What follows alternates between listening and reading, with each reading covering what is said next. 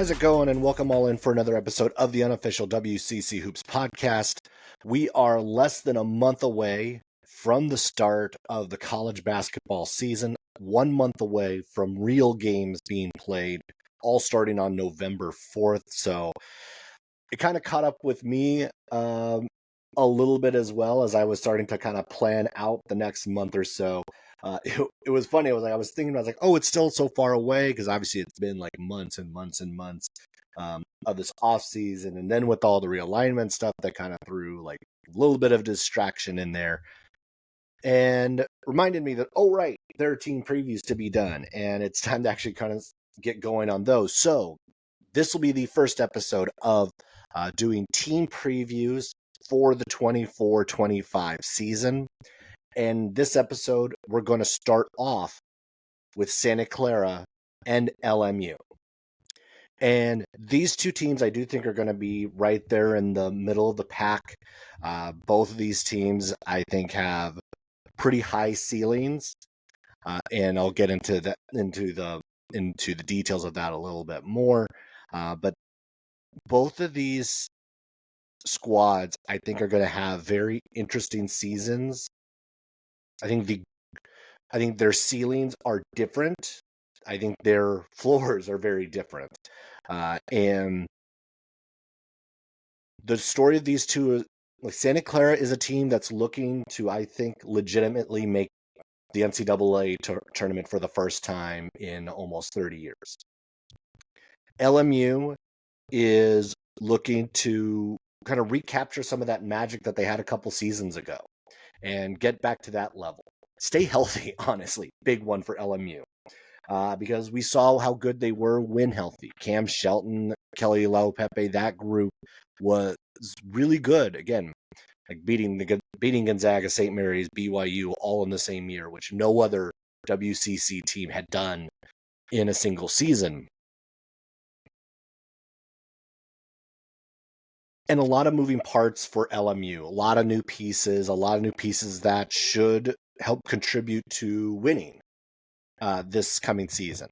Santa Clara brings back nearly everyone. So two very different scenarios, but very similar aspirations going into the season. Okay, so we're going to jump in, and I'm going to start with Santa Clara. And this team, I think there's a number of storylines to kind of point to. Obviously, I mentioned one. This team has the potential to reach the NCAA tournament for the first time since 1996. On paper, this might be the best team Santa Clara has had since then. Honestly, might even be a better team than some of those 90 squads. Yes, and that includes a Steve Nash team. Plural, Steve Nash teams. There's also the part of that is looking at the growth of Adama Alpha Ball and his return to Santa Clara, what that means, what that's going to look like, and how much more he has to go as far as development, because he's an NBA level talent and he went to the combine, did all those things. What's going to look like going into this year? The return of Carlos Stewart. I think that's another big one. This was a guy who was a first teamer just a couple seasons ago in the WCC, went to LSU, back to his home state of Louisiana for one season, and has returned to the Broncos. What does that look like?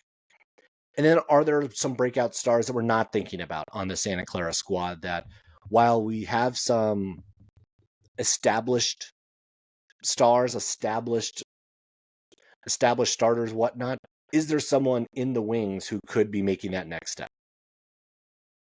All right. First off, with that NBA potential, maybe this best team. I look at it this way, and I agree with a lot of the hype. The continuity here is key. And this team returns more established pieces than almost anyone in the conference, short of Gonzaga. And this is kind of step one of making that next step the following season. This was a team that went 20-13 a year ago. They were 10-6 in the WCC, fourth in the league. But they return 72% of their points. They return 64% of their minutes. They return 4 regular starters. and 3 others who've made starts throughout the course of the year. 12 guys are coming back from the squad overall. Know the list of the names of the guys like Adama Ball, Christoph Tilley, Johnny O'Neill, Bretton Napper, Tyree Bryan, Christian Hammond, Jake Ensminger. This, you can continue going on and on. Like, this team is legit 10 players deep. That is going to, I think, make actual contributions like toward winning for this squad this season. And their schedule is also a big part of why I think that this has the potential. Now, last year, they had some big wins. They beat Gonzaga for the first time in a long time. They beat Washington State. They beat Oregon. They showed they were capable of beating NCAA tournament quality teams. But what they did not take care of was beating the teams that they should have. They had a few hiccups there throughout the course of the non-conference, and then a couple in conference. The loss at Cal, the loss at San Jose State, loss at home to Yale, losses to San Diego and Portland. Those are games that a team who is an NCAA tournament team or capable of being an NCAA tournament team doesn't lose that many of those games. And I think that's the challenge with this squad is that you have high potential, but they have slipped and not been as focused and has been clean as maybe they should have been. Turnovers were a little bit of a problem in those games that they lost, and so taking care of the basketball, I think, is a big key in those games where maybe it got away from them. And one more time, the Santa Clara team is going to have an opportunity in their non-conference to get a lot of good wins. In that non-conference, they're starting off with St. Louis, and that St. Louis team is going to be good. A lot of the pieces, the coaching staff, some of the players are that Indiana State team from a year ago that honestly should have been in the NCAA tournament. They have Arizona State on the schedule. They're going to be at Nevada. They have Stanford. They're going to be down in Palm Desert for the Acrisure Invitational. They have TCU in the opener for that. Then they'll play Washington or Colorado State. Then they also have a big one, and it's already been on the radar for a lot of people, is the game at McNeese. That McNeese team is going to be very good again, and that is going to be another great opportunity, probably quite possibly a Q1 opportunity for Santa Clara on the road to get that game. So the chances are there. The opportunities are there, but it's, can you avoid the games that you shouldn't lose? Can you win all the games that you're supposed to win? Can you, again, I look at the rest of that. You have a game against North Dakota State. There's UC Riverside, Fresno State. Again, even in conference, thinking about games against Pacific or San Diego or Portland or Pepperdine. These are games that you have to win if you're going to build that NCAA tournament resume. You can't have at least more than one of those games. We know that you can have one hiccup. You cannot have multiple if your margin for error is going to be so small, which probably Santa Clara's will be. Because the challenge going even in the WCC play is, can you beat Gonzaga again? This Gonzaga team looks better than a year ago. Can you beat St. Mary's, which has been a constant challenge for this Santa Clara squad? Can you take care of the newcomers? Washington State is going to be in this, and yes, it's a different Washington State team than what we saw a year ago. I mean, definitely not a better Washington State team than we saw a year ago that went to the tournament. But this is going to be a team you have to handle your business against, or at least try. I don't think you have to take two out from Washington State, but you have to split that, I feel, at least against the Cougars going into that series. But Santa Clara, minimizing the number of times that you lose games you shouldn't lose, that you're more talented than, is going to be a critical part for the course of the season. Now, we talk about individuals who are going to be helping that cause. Carlos Stewart was one of my favorite players a couple seasons ago when he was at Santa Clara. This is a guy who could dominate a game. He scored that last season with the Broncos, was averaging 15 points a game. He shot 40% from three. He was a WCC first teamer. He was in the backcourt with Brandon Pajemski. And that was maybe the best backcourt in the WCC at the time, between the two of them. Obviously, yes, he went to LSU. He spent the 1 year there. He only played in 13 games before he had a knee injury that ended his season. But this is someone who is capable of dominating in this league, is capable of rising to another level. Now it's, can he, after the knee injury, after spending time at LSU, can he not necessarily turn the clock back, but can he look like the player that he did a couple seasons ago? What version of him will we see? Because the one thing that the Santa Clara team also kind of needed and kind of needs is who's going to be the playmaker. This is someone who is I think is more going to be not necessarily an ISO player, but Carlos Stewart is someone who you can give the ball to and he will go get a bucket for you, which is going to be incredibly valuable. I think the number of guys that you can have that can get their own bucket is incredibly helpful in this league. I talked about it last year with Adama Ball. It's like he was one of the only guys I felt that could do that in the WCC. And when he was on, we saw how much better Santa Clara was when he was going like he can. And I think the same will go for Carlos Stewart in the same way. If he gets going, if he has one of those 20, 25-point games, he can carry a Santa Clara squad. This is a better Santa Clara team than the one he left a couple seasons ago. This is a deeper Santa Clara team than the one he left a couple seasons ago. And coming back, being in a comfort zone of where he had spent his first two college seasons, I think is going to be beneficial to him. Also, I think it's a transfer in, but it's not someone who needs to relearn the system. He already knows the system. He's kind of going to fall right back into where he was when he was last at Santa Clara. So the learning curve for him is not going to be that hard. I think what the challenge for him is going to be is learning his new teammates and learning where they are going to be. But the system is going to be largely the same. The role he's likely to play is going to be the same. So this is someone I expect to maybe not at 15 points per game, because I think they're going to be a little bit more balanced going into this year. But this is someone who can take over games. I'm really excited to see Carlos Stewart back. Not going to be as excited to see him play St. Mary's because I think he's going to be a terror against them.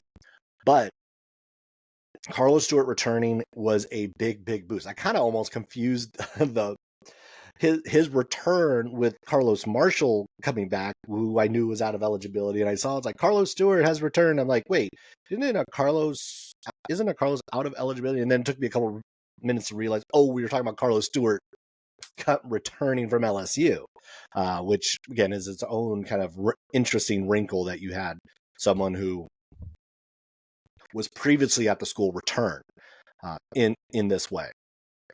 But Carlos Stewart is a huge lift for what Santa Clara I think is capable of doing this year, and watching him in the early part of the non-conference is going to be fascinating to see how quickly he readjusts to the squad. Mentioned a little earlier, Adama Alpha Ball. He is one of the more dynamic players in the WCC. 6'7" guard. He can play make. He can take over a game offensively. There were a couple moments last year that just kind of stuck out of my head. Of the game against Oregon was a huge one. I think that was down in Nice, Florida. He had a great tournament. He had a great game against Oregon. The game against Washington State was another one that just stuck out of my mind. And this is one, and even though this was in a loss, the second half at St. Mary's, a Ball took over that game in the second half, and nearly Santa Clara was down, I think 20, 22 points in that one. And he threw them on his back and nearly brought them all the way back in that game, that was one of the more impressive halves I've seen from him, and then really anyone in the WCC over the past year. He did get banged up during WCC play, which did hamper him a little bit there, which is how I think Santa Clara got a little bit out of whack, how San Diego and Portland losses kind of happened. But this is someone who, if you need a bucket, he can get it. He averaged 14 a game last year, which was a team high. He averaged 3.1 assists last year. In addition to what they're going to do as a team, what's going to be fascinating to see with Ball is what adjustments he is going to make to take that next step. He had declared for the NBA draft, but he elected to return. What advice was he given? What is there to add to his game that is going to make him a better option for NBA squads? I think the consistency is going to be a huge component of that. I think he has playmaking ability. If he can almost get, don't need to quite get to this level, but if he could almost get to like Jalen Williams level playmaking ability with all the rest of the skill set he has, I think that's going to be incredibly valuable to his overall game, his balanced game, because that was one of the things I think that would obviously differentiated Jalen Williams from a lot of other prospects, was the fact that not only could he score, he could play make for others. He was a good ball handler. He was able to find guys on the drive, on the wings. Like, he was a good passer. And that's going to be, I think, one of the other things to be able to not add on, but just improve upon Ball's game going into this season. And obviously, we know the recent draft success of Santa Clara with Brandon Pajemski, with Jalen Williams, that I don't think it's out of the realm that we do see Adama Ball possibly be that next guy. I don't think it's impossible that we see some of the other Santa Clara guys get a better look because of recent Santa Clara success at that level. And on the player development front, one of the guys that I'm not NBA level, maybe not yet, we'll see it with his development, that I'm keeping an eye on is going to be Jake Ensminger. There was so much talent on this squad, and Jake Ensminger just stood out so much in year one. Did a lot of the dirty work. He looked like he belonged almost right away. One of the things he did really well was rebound. He had the 7 most rebounds as a freshman in Santa Clara history. He posted a couple of different double-doubles. That first one, 10 points, 11 rebounds at USF. He then had another one, 17 and 10 against Pacific.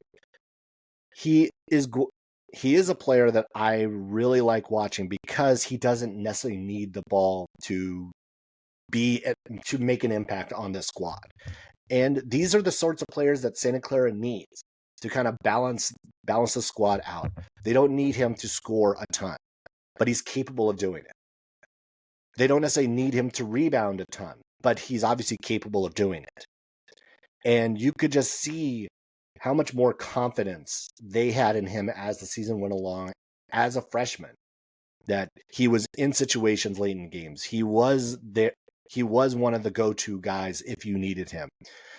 Jake Ensminger is someone I'm going to keep a really close eye on because he is, I think, one of the guys who might be a make or break guy when it comes to NCAA tournament aspirations.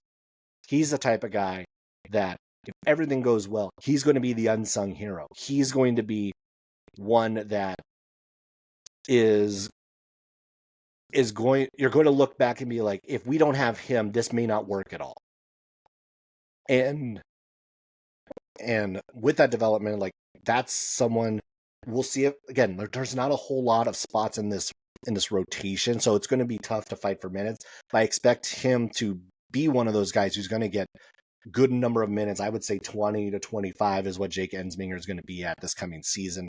May not necessarily start all the time, but he's going to get, I think, a good number of looks there. Again, you still have Christoph Tilley, you still have Johnny O'Neill, who are filling kind of like those big man spots. But Ensminger is going to be in the mix. He's not going to be lost in the shuffle. He's going to figure out a way to be valuable and get minutes throughout the course of the season. Another one for me that I'm keeping an eye on, another addition, is Elijah Mahai. This 6'7" forward, good athleticism. He has a good touch on his shot. Transfer from West Valley College in California. This was a guy who was named California Player of the Year. He won MVP honors in the JC State Tournament. Averaged 17 points a game, 6 rebounds. But the one thing, as I was kind of looking through the resume, looking through some video that I could find, is how active he is defensively. And that's another component that I think that Santa Clara they have to be good on that side of the basketball. One of the things Santa Clara has been very good at over the last few years has been their offense. Their offense has not been an issue. They've been one of the more efficient teams. They've been one of the more fun teams to watch on the offensive end. But it's their defense that has to come along with it. They had an adjusted defensive rating last year via Ken Palm of 134, and that has to be better. Well, they were ranked 134, and that is not going to cut it if they hope to get to the NCAA tournament. You even think about the USF team a couple seasons ago that did get in. They were in the 20s defensively. They were a good defensive team. St. Mary's, good defensive team. Gonzaga, good defensive team. You have to do the work on the defensive end, not just on the offensive end. And this is someone who, while he's incredibly skilled on the offensive end, and I think is going to be a great piece off the bench, you need someone who's going to be able to be that dog in a way on the defensive end. And this is someone who has the capability of doing that. As he won defensive honors as in his first year in the league at the JC level. So between Adama Walton, again, like defensively, we talk about like what guys need to do. Tyree Bryan is another one I think that I really liked coming into the year. He tapered off a little bit, but that's another guy who I think has the capability of being a very valuable piece in that rotation of what they're going to look like. And they defensively is, I think, where Santa Clara has to have that focus. And when you think about them moving forward, that's going to be one of the key pieces. And they balance this all. Again, like talking about Mahai, talking about Ensminger, they have a lot of really good role players. Brendan Napper, Johnny O'Neill, Cam Tung, Christian Hammond. Like, there's a lot of guys who are going to give you valuable minutes throughout the course of the season. And this Santa Clara squad is going to, I think, look really exciting at times, but I think there's still going to be some frustrations at times because they do sometimes struggle on the defensive end. But size won't be one of their problems.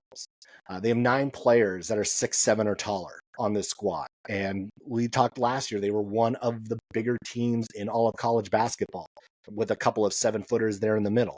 And that's not going to be much different this year. You're going to have some big, big guys, which you need when you look in this league, when you look at Gonzaga, you look at St. Mary's, you look at Washington State and what they've been able to bring in. You look at Oregon State and what they've been able to bring in. You better bring some size. USF, you look at LMU and what they've been able to add. You're going to need some size, and Santa Clara has plenty of it. So overall, thinking about this Santa Clara squad, I like the pieces that they have. I think that the hype is warranted about this squad. Any number of John Rothstein has talked about them being a little bit of a sleeper. We've had others point out that this team is going to be, you need to look out for them throughout the course of the season. And I agree. The talent is here. They've had recent success. They bring much of a roster back from last year, which is an important thing. And yes, it's a 20-win team that was 109 in KenPom, 105 in the net. But you expect incremental changes for returning players as they grow familiar with the system, as they grow as players, as they develop. How much of a change does that mean we'll see from that 105, 109 number? Obviously, we know if they want a chance at the NCAA tournament, thinking as an at-large, you've got to be in the 30s. You've got to be at the very least, you've got to be in the 40s to be a serious consideration. So can they make a 60 point jump, 60 spot jump? Talent is there. I think the recent success is helpful. They have the schedule that's going to help them eliminate the bad losses. That's, to me, one of the keys. I mean, maybe it's like simpler, I'm simplifying that way too much on the doing that. It's take care of the basketball, play better defense, because these are things that this Santa Clara team struggled with at times, and is kind of the make or break with what you're going to see go in this league going forward. Like, the top teams play defense. Guess what? You're going to have to do that well and extremely well if you're going to be in that NCAA tournament conversation. This was a squad that beat Gonzaga a year ago, a squad that beat Oregon a year ago, a squad that beat Washington State, beat Stanford. If you can take care of the teams you're supposed to beat, and then do what you did a year ago, they're capable of beating these teams, capable of beating a lot of these squads. Again, like, they have so many games in this non-conference that are going to help a resume. St. Louis, Arizona State, Nevada, Stanford, TCU, McNeese, either Washington or Colorado State. Either one of them would help. Bradley, don't want to underestimate how important the Bradley game is as well. That's 8 games that are going to be good opportunities to build a resume. And looking at that, if you can get 4 or 5 of them to be wins, I think you're putting yourselves in a very good situation for what March is going to look like, what that resume looks like when we get to Selection Sunday. So overall, Santa Clara, to me, their ceiling is I think they're the third best team in the WCC at their ceiling. I think they're an NCAA tournament team at their ceiling. I think that is 1 and 2. I think Santa Clara can get back to the tournament with this team. Their floor, this has been a very consistent team. Now, I do think that the floor in the conference this year is maybe 5th or 6th. And maybe you're looking at 17, 18 wins is the bottom of what I think that this team would do. That's assuming everyone's healthy. And Santa Clara going into the year is going to have a lot of expectations. I think more than maybe they've had in a long, long time. And I know there's trepidation about how they fare against St. Mary's, how they fare against Gonzaga. And rightly so, because those two have really had a stranglehold on the conference, obviously, for the last 20 plus years. But if Santa Clara can get one from either one of those teams, as they did a year ago, and then take care of the business they should. I mean, how much if I don't have a loss to San Diego, don't have a loss to Portland, how much further up that list am I? Probably that might even be good enough for like 10, 15 spots at least without those 2 losses. Clean up those losses. Do what you did a year ago. Add another key win or 2. They're going to be in the mix. They're going to be in the hunt. the very least, I think they would get back to the NIT. And if they are sitting at 24 wins come Selection Sunday, I think there's a very good chance we could hear their name called and them go to their first NCAA tournament since 1996. All right. So next, I'm going to focus on LMU. LMU is in a little bit of a different spot because they had more roster turnover than Santa Clara did. They're also coming off a season where if it could have gone wrong, it did go wrong a year ago. They were 12-18 last season, 5-11 in the WCC, tied for 6th with San Diego. Stan Johnson's entering his 5th season, and this is a little, not necessarily a make or break year, but I think this is a wildly important year for LMU and the direction that they are going to be going in. We have yet to see them have back-to-back winning seasons. We've seen them kind of like we've seen them over the course of the last 30 years, very up and down, up and down, up and down. Well, they were down last year, and they bring back a few pieces that I think are critical to kind of being those glue guys. But the players they brought in, I think, are going to be incredibly important to see if they can, get back to being in the mix for one of those double buys in the WCC tournament, but also, is there an outside shot of the NCAA tournament? And now here's where I think it's going to be a tougher road for them on that front than Santa Clara, but at least I want to leave some level of a window open that there's a possibility based on what their schedule looks like and just the talent that they have.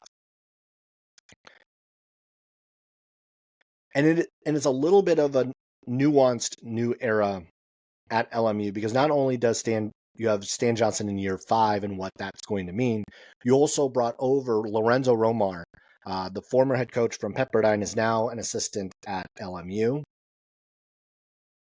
And this is going to be a really important time for this squad because the one thing we talked about for years and years and years that Lorenzo Romar did well was recruit.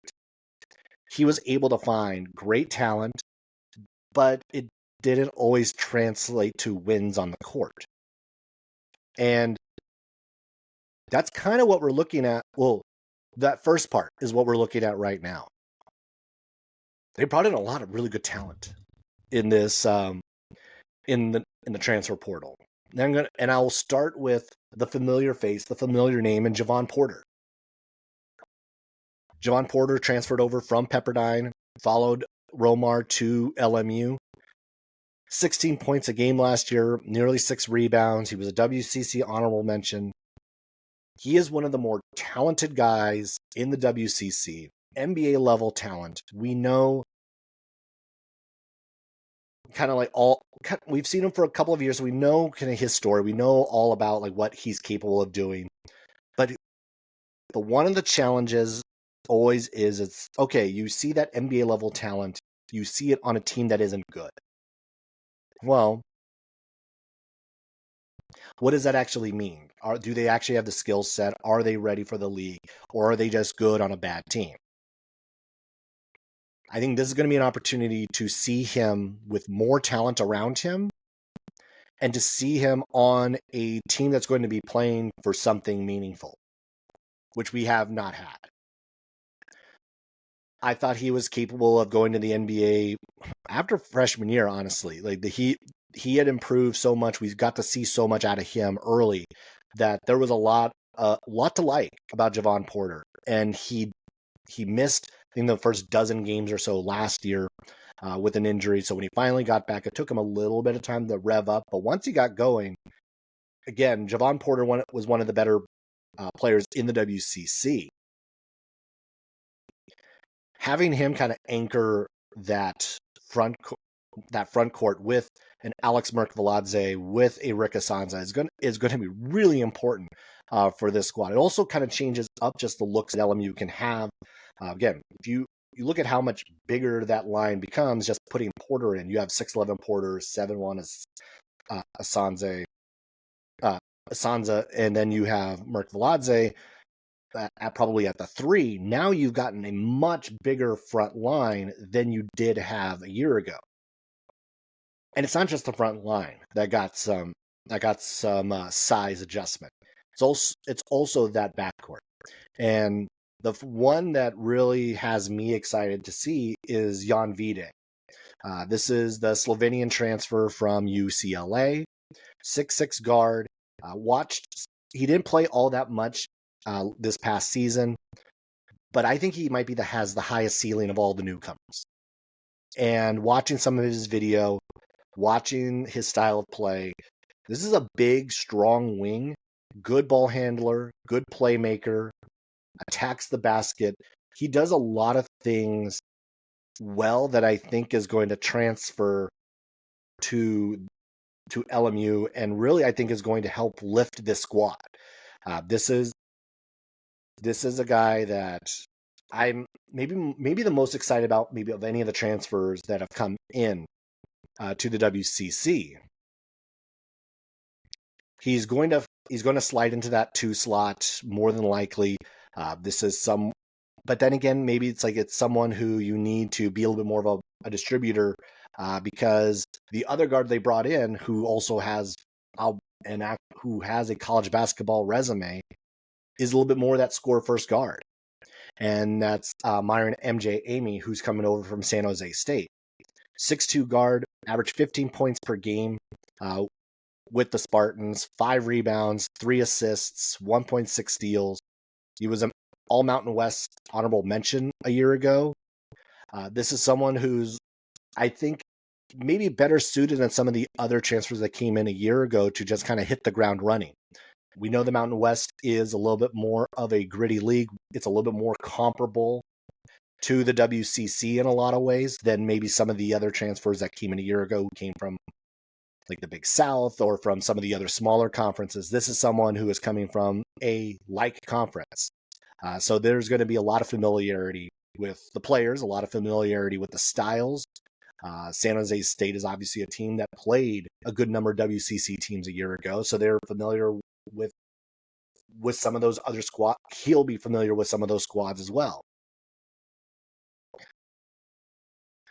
Another addition, Caleb Stone Carawell. This is another guy in his 6th year. This will be his 4th stop in his college basketball career. 11 points per game last year at Utah Valley, 6'7". Again, talking about the length and size that LMU has been able to add. This is going to really help, considering like LMU was kind of small at the guard spot last year. A lot of you had 6 foot, 5'10", 6'2", 6'3". Now you have 6'6", 6'7". Yes, I did. Amy is 6'2", but you're starting to see this team get bigger. And as we talked about, that you need some size in this league. Guess what? LMU went out and got size. That's what they needed to do. They also needed to add depth, which they have also done. You add this group to, again, Alex Merkviladze comes back, WCC honorable mention, one of the tougher players in the WCC.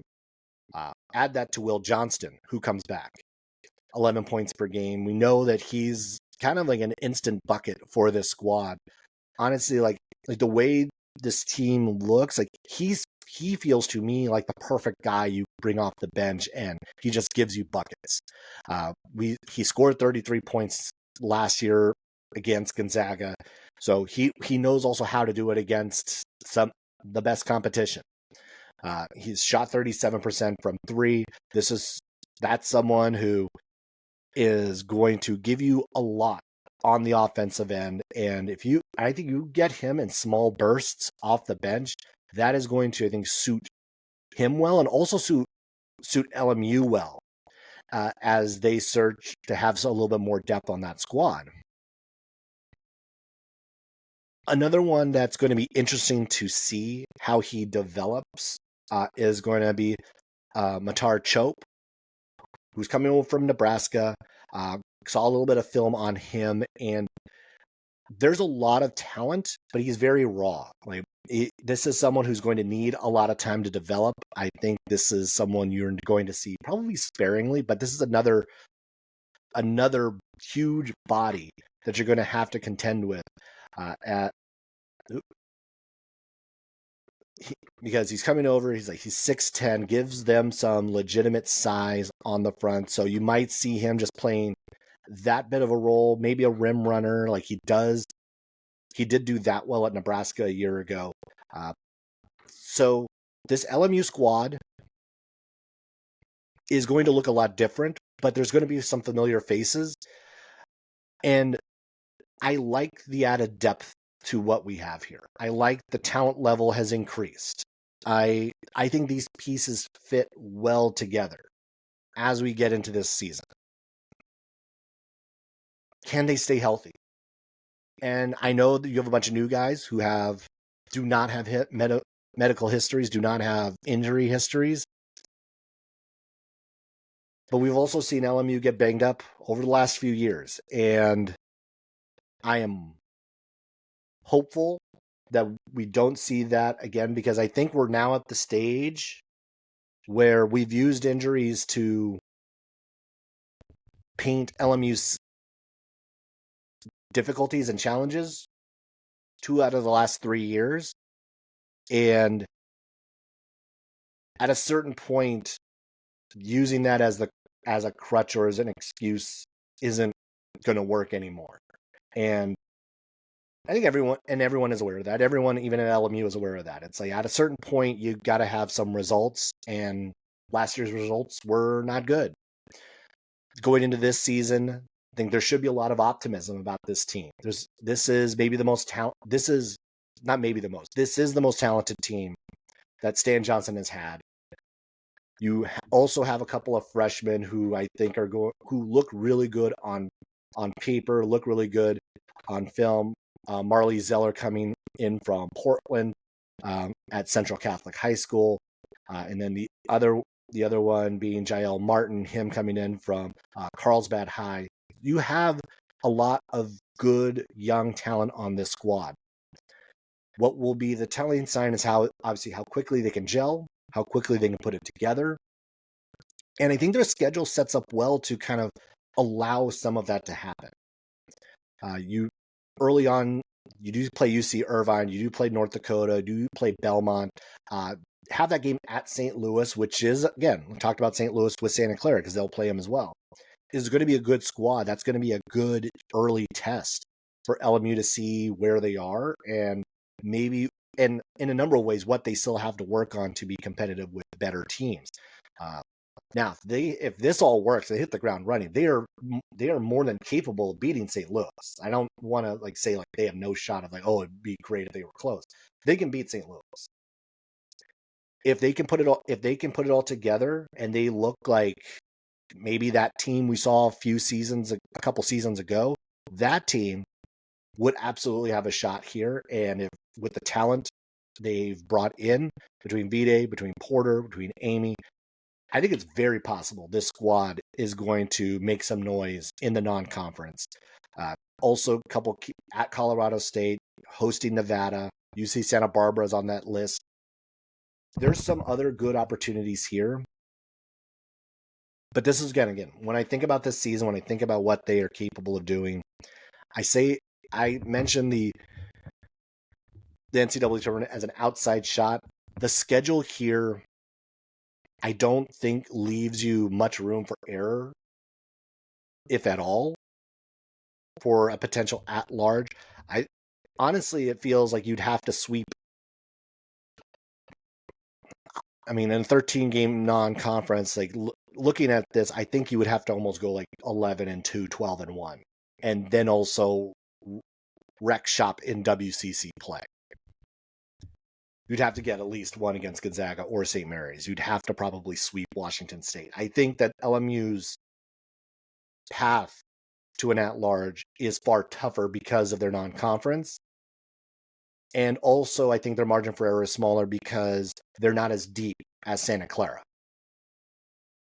Santa Clara's has that continuity. Again, they brought 12 players back and then added a former all-league player to that mix. I think Santa Clara is in a much better spot in that front than LMU. But LMU, if their top 5, top 6, let's say, are humming and it's working, that's a rotation that is capable of beating, I think, most everybody in the WCC. And that is where there should be optimism. That's where there should be a lot of excitement for this LMU squad, because if this group hits, if they play to their level, play to their talent, play to their shooting ability, I think they're long enough defensively. I think they're going to play tough enough defensively that they're going to give themselves a lot of chances to stay in games and give themselves a shot at the end of these close contests. I could see it coming down and being close against Colorado State. The Nevada game last year, I'm trying to think if that's the right Nevada game. I'm not going to touch it because I might get the wrong Nevada game.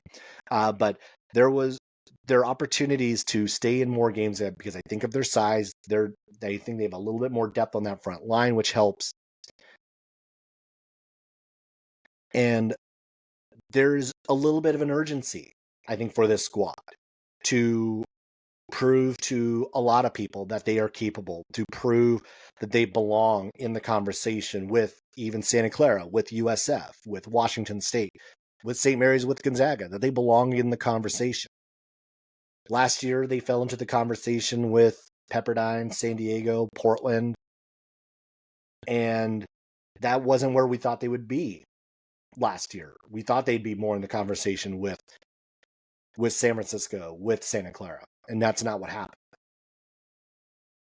This year, they're looking to get back into that conversation, and they have the talent to do so. It's just a matter of putting all of those pieces together.